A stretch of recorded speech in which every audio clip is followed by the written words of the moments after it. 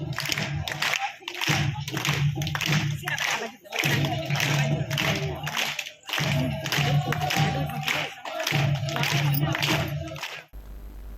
જિલ્લાના અંકલેશ્વર શહેર જલારામ નગર સોસાયટી ખાતે સ્વ ઉત્કર્ષ તરફ એક કદમના હેતુસર કલ્યાણી સખી વૃંદ નામક સમાજમાં મહિલાઓને ઉન્નત અને સશક્ત બનાવવાના આશયથી એક મંડળની રચના કરવામાં આવી છે, જેનો ઉદ્ઘાટન કાર્યક્રમ યોજાયો હતો।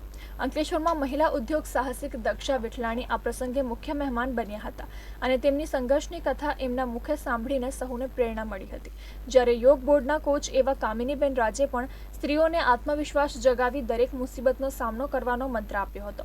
ન્યૂઝ ચેનલના રીડર અને કર્મસ્થ શિક્ષક એવા અરુણાબેનના કર્તવ્ય થકી હાજર મહિલાઓ અભિભૂત થઈ ગઈ હતી।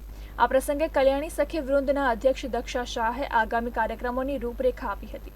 આ કાર્યક્રમમાં સમાજના એક એવા શ્રમિક વર્ગ કે જે રોજ શહેરને સ્વચ્છ રાખવા માટે સમર્પિત છે એવા મહિલા સફાઈ કામદારોનું સન્માન કરવામાં આવ્યું હતું।